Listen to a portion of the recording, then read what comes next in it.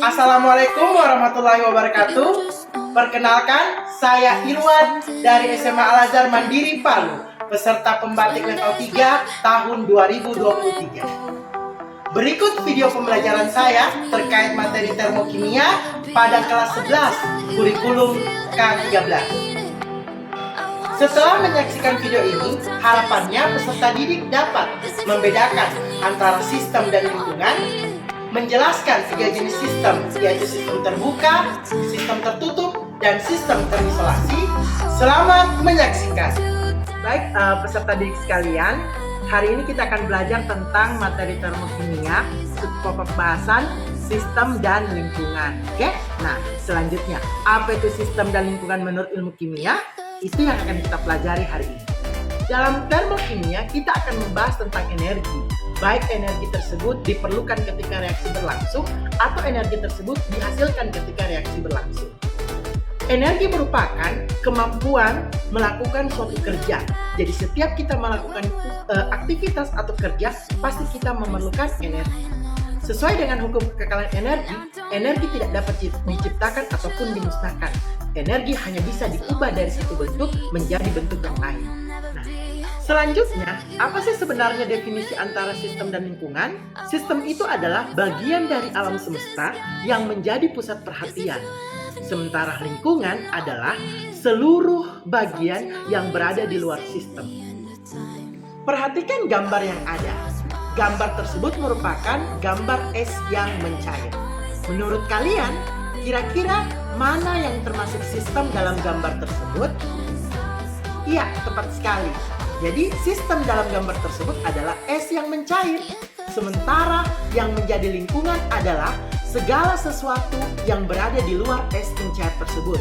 Misalkan udara yang di sekitar, kemudian wadah yang dipergunakan, bahkan kita sendiri yang berada di sekitar es yang mencair tersebut adalah lingkungan. Pada proses pertukaran energi antara sistem dan lingkungan, energi bisa berpindah baik dari sistem menuju lingkungan ataupun energi bisa berpindah dari lingkungan menuju sistem. Kalau misalkan kita pernah berada pada sekitar api unggun, ya, maka meskipun kita tidak bersentuhan langsung dengan api unggun tersebut, tapi kita bisa merasakan panas. Nah, itu berarti bahwa energi panas dari sistem berpindah ke lingkungan. Siapa lingkungannya? Kita sebagai manusia yang merasakan panas tersebut. Sistemnya siapa? Ya sistemnya api unggun tersebut. Selanjutnya kita kan dari tadi berbicara tentang sistem. Nah, dalam termokimia ternyata ada beberapa jenis sistem. Menurut literatur yang ada 3 jenis sistem yang ada. Nah, berikut gambar yang perlu kalian perhatikan. Dalam gambar tersebut terdapat 3 buah, kami katakanlah botol. Ya. Dalam botol pertama terlihat gambar yang menunjukkan bahwa ada terjadi pertukaran uap air. Ada uap air menuju botol atau masuk ke dalam botol, ada juga uap air yang keluar dari dalam botol. Kemudian begitu pun dengan kalornya. Ada kalor yang masuk ke dalam botol, kemudian ada kalor yang keluar dari dalam botol. Kemudian gambar yang kedua. Gambar kedua terlihat wadah botolnya tertutup. Namun masih terjadi perpindahan kalor. Ada kalor yang masuk, kemudian ada pula kalor yang keluar. Nah, pada gambar ketiga terlihat botol yang tersekat.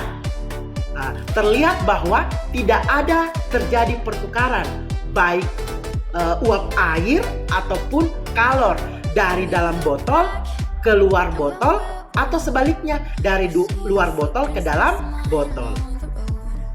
Nah, menurut kalian apa kira-kira yang membedakan ketiga jenis sistem tersebut? Sistem terbuka adalah sistem yang memungkinkan terjadinya pertukaran materi, energi dari sistem menuju lingkungan atau dari lingkungan menuju sistem. Sedangkan sistem tertutup adalah sistem yang memungkinkan terjadinya pertukaran energi dari lingkungan ke sistem atau dari sistem ke lingkungan. Sedangkan sistem terisolasi adalah sistem yang tidak memungkinkan terjadinya pertukaran energi, materi, dari sistem ke lingkungan ataupun dari lingkungan ke sistem. Perhatikan video di samping ini.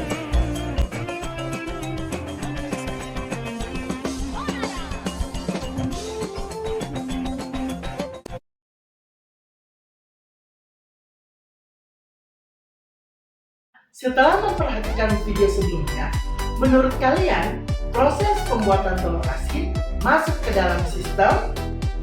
Ya, termasuk ke dalam sistem terbuka, karena garam yang berasal dari luar sistem bisa masuk ke dalam telur. Telur di sini merupakan sistemnya, sementara garam yang berasal dari luar itu disebut bagian dari lingkungan. Garam yang merupakan bagian dari lingkungan bisa masuk ke dalam telur, sehingga menyebabkan telurnya menjadi asin. Di sini terjadi pertukaran materi. Selanjutnya, pertukaran energinya bisa terjadi dari lingkungan ke sistem, ditandai dengan terlihatnya kuning telur yang sedikit memadat dari sebelumnya. Sekian video pembelajaran kami. Ambil cucian di rumah Desi. Cukup sekian dan terima kasih. Wassalamualaikum warahmatullahi wabarakatuh. Salam Bapak Ibu Guru hebat.